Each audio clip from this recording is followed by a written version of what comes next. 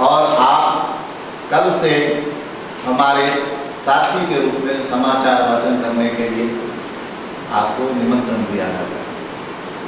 वहाँ से हमारे परिचय की यात्रा प्रारंभ हुई। पहली बार जब मैं गया आकाशवाणी में समाचार वाचक के रूप में, 3 वर्ष मैंने वहाँ आकस्मिक समाचार वाचक के रूप में काम किया।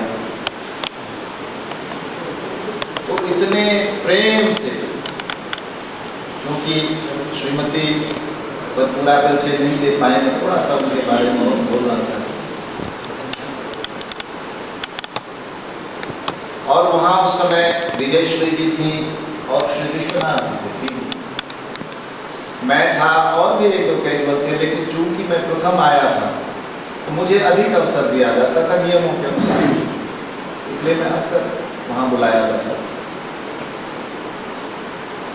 ऐसा भव्य चेहरा, भव्य आवाज और लंबी काठी, और आप अगर इनकी हैंडराइटिंग देखेंगे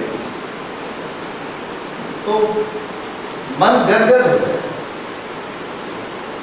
लेकिन इतने बड़े बड़े अक्षर लिखते हैं कि 3 वाक्य में या 4 वाक्य में पूरा पन्ना हो। इतनी सुंदर हैंडराइटिंग। मुझे थोड़ी सी लिखावट की के कारण से किसी के व्यक्तित्व को समझने की थोड़ी सी मुझे समझ है, ज्यादा नहीं, कभी किसी के साथ कुछ सीखा था। तो मैं ये समझ गया कि ये आदमी हृदय का बहुत उदार है, लेकिन शायद कुछ जल्दी में बता दें किस बात की जल्दी है, ये तो मेरे को समझ में नहीं आया।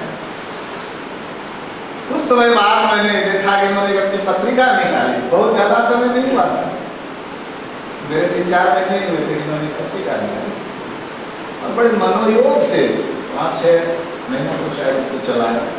और वो पत्रिका नहीं चल रही थी।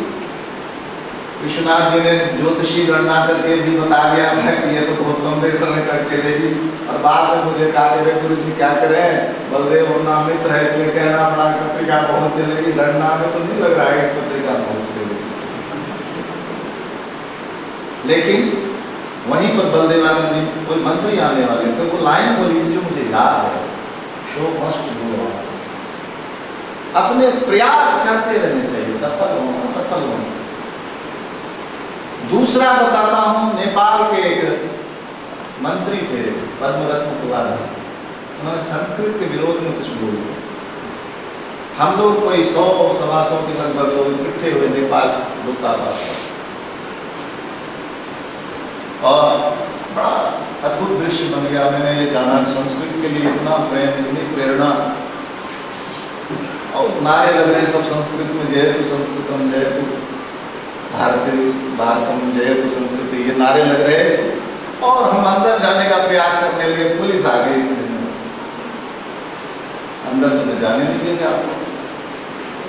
तो विश्वनाथ जी और बलदेव जी ने कहा, अरे सर हम कुछ अंदर नहीं जाएंगे, आप चिंता मत करिए। तो पुलिस वाला कहता जाने कौन देगा आपको। खैर वहीं पर संबोधन किया। उस समय पूरा संबोधन बलदेवानंद जी ने संस्कृत में किया, धारा प्रवाह संस्कृत में पूरे उस जनसंबंध को। तब मैंने जाना कि कितनी अच्छी संस्कृत बोलते हैं, कितना धारा। आज भी जब आए हैं तो सुबह से लेकर अभी तक हम दोनों के बीच संस्कृत में ही बातचीत चल रही है। मेरी गति उनकी जितनी नहीं है, और कुछ राजस्थान आने का कुछ कम भी हो गई, लेकिन फिर भी प्रयास कर रहा हूँ कि जितनी देर वो रहे उनसे संस्कृत में बात करता हूँ। शब्दावली इतनी सुंदर। अभी मैं चाहूँगा कि अपने भाषण के किसी भी हिस्से में 5 मिनट को संस्कृत में अवश्य बोलें, चाहे प्रारंभ में बोलें, मध्य में बोलें, अंत में बोलें, या जहाँ उनको आवश्यकता है। सारे संस्कृत के विद्यार्थी संस्कृत प्रेमी हैं, समझते सब हैं, बोलने में इसमें थोड़ी दिक्कत आ सकती है। और एक बात आप लोगों को बता दूं कि बहुत अच्छे अभिनेता हैं, बहुत अच्छे अभिनेता। नाटक इन्होंने बहुत सारे किए। एक तो मैंने देखा है विक्रमोर्वशी में, और दो बार देखा। एक में मेरे ही साथी पंकज मिश्र विक्रम बने थे, एक बार बलदेवानंद जी विक्रमोर्वशी में विक्रम बने थे। एक टीवी सीरियल में मेरा भी चयन हुआ था इनके साथ, इसमें आप नायक थे और मैं भी नायक था। परंतु क्या हुआ तो मैं किसी उसमें हरिद्वार चला गया, विश्वनाथ जी को यज्ञ कर रहे थे और मैं चला गया वहाँ। आया तो निर्माता का मन तब तक बदल गया था, उसमें मुझे यमदूत का रोल मिला। मैंने कहा भाई नहीं मिला आपको यमदूत के, कहा नहीं है तो बहुत सुंदर पात्र है वो, आप ये मत समझिए यमदूत है तो कोई कमजोर है। परंतु मेरा मन खट्टा हो गया, मैंने नहीं किया वो सीरियल। मेरे मित्र पंकज को ही वो भूमिका मिली, मेरे गहरे मित्र हैं, मुझे आनंद हुआ पंकज से। 6 एपिसोड का सीरियल था। एक और शायद सीरियल आपने हाँ 2 सीरियल टीवी सीरियल, एक और सीरियल में मेरा भी चयन हुआ था, लेकिन वो फाइनेंस के अभाव में नहीं शुरू हो पाया। तो एक तरह से बहुमुखी प्रतिभा जिसको कह सकते हैं। अभिज्ञान शाकुंतलम की तैयारी कराते देखा मैंने इसमें, और उसमें भरत मुनि ने जिस तरह का रंगमंच कहा है उस तरह का रंगमंच तैयार कराते देखा है वो मैंने। बाद में उसमें अभिज्ञान शाकुंतलम नाटक का ही हुआ सबसे पहले, और जब ये विक्रमोर्वशीयम नाटक कर रहे थे उसमें मुझे याद है डॉक्टर मुरली मनोहर जोशी और सव्यसाची मुखर्जी जो उस समय प्रधान न्यायाधीश थे सुप्रीम कोर्ट, वो आए थे। और मुझे ये लगा कि न्यायालय में संस्कृत के प्रति इतना प्रेम रखने वाले लोग हैं। बाद में मैंने पता किया तो लगभग 70-75% न्यायाधीश ऐसे हैं जिनको संस्कृत की अच्छी जानकारी है। और डॉक्टर मुरली मनोहर जोशी का तो कहना है कि पहली बार मैंने उन्हीं के मुख से सुना कि ये संगीत का जो सरगम है वो उस मुनि ने, या तो भरत मुनि थे या कोई और मुनि थे, जो कमल के पत्तों पर वर्षा की बूंदें टप टप टप टप पड़ रही थी, उसी में से उस सरगम की ध्वनि उन्होंने पकड़ी थी सारे गानों में। तो संस्कृत में क्या क्या नहीं है यदि आप पढ़ना चाहें। दूसरा जो अपना विषय है कि संस्कृत आपके आजीविकोपार्जन में किस तरह से सहायता कर सकती है। आज वो सुबह बता रहे थे तो मैं दंग रह गया, अभी वो बोलेंगे भी दूसरे सत्र में कि क्या क्या हो रहा है संस्कृत में और अपन कितने अनभिज्ञ हैं इन बातों। तो अभी वो विषय कालिदास का है। कालिदास का मेरा मन इसलिए हुआ कि आप उस समय कालिदास अकादमी के निदेशक बने बलदेवन, उज्जैन में है कालिदास अकादमी, और हर वर्ष कालिदास जयंती आयोजन। मेरे पास इनका पत्र आया कि आप कालिदास के अच्छे जानकार हैं। मुझे बड़ी ग्लानि, मैं बिल्कुल कालिदास का जानकार नहीं, मुझे ग्लानि हुई बहुत अंदर। और कि पढ़ा क्या था हमने कोर्स में, मेरे दूत है इसलिए वो पढ़ लिया। रघुवंश के 1-2 सर्ग थे वो पढ़ लिए, अभिज्ञान शाकुंतलम पूरा।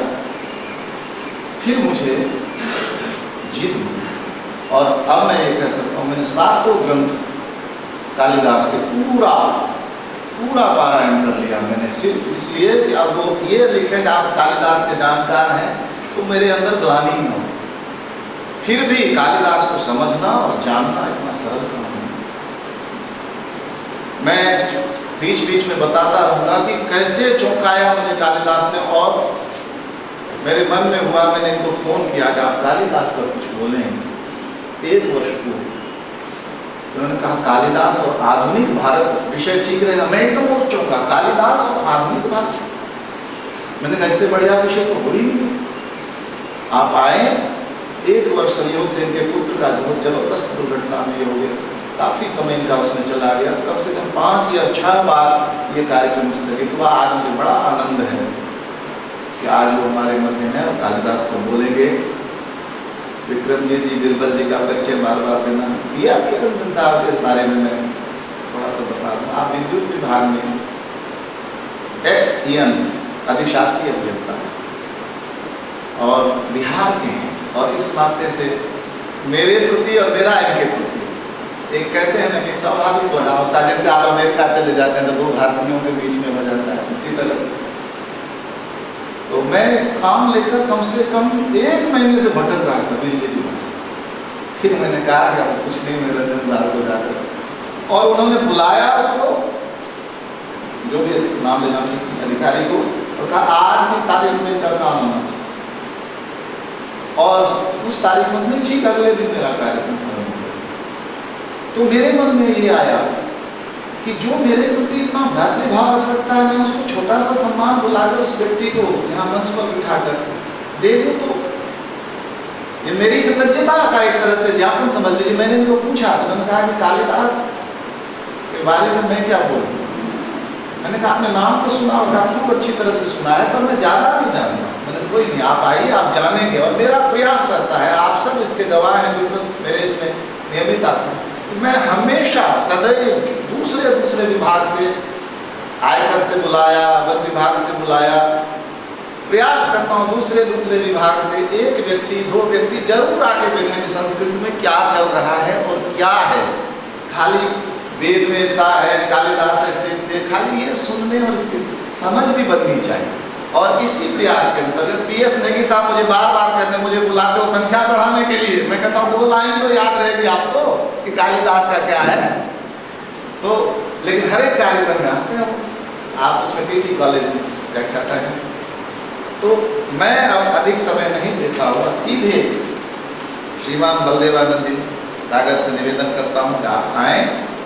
और चूंकि दूसरा भी कार्यक्रम है तो आधा घंटा का समय या 35 मिनट का जो आप उचित समझें, फिर कोई प्रश्नोत्तरी भी हो सकती है। फिर दूसरा मतलब उसके बाद मैं बता दूँ, उसके बाद क्या होगा, अपने प्रथम कार्यक्रम के बाद अल्पाहार होगा। और अल्पाहार के बाद जो जाना चाहेंगे वो जा सकते हैं, क्योंकि बहुत से लोगों का अपना कार्य है। लेकिन जो छात्रों के लिए विशेष करके यह कार्यक्रम रखा है वो है संस्कृत की आजीविकोपार्जन में भूमिका। तो उनसे ये है कि वो बैठे हैं, दूसरा कार्यक्रम भी कोई अल्पाहार के तुरंत बाद शुरू करेंगे और 1 घंटे का कार्यक्रम भी रहेगा। तो मेरा प्रयास रहेगा कि 4 बजे तक अपने दोनों कार्यक्रम पूरे हो जाए। मैं श्रीमान बलदेवानंद जी से, और जिन्होंने गीत वगैरह तैयार किए हैं वो आकर मुझे सूचना दे दें, मेरा गीत तैयार है, ताकि मैं यहाँ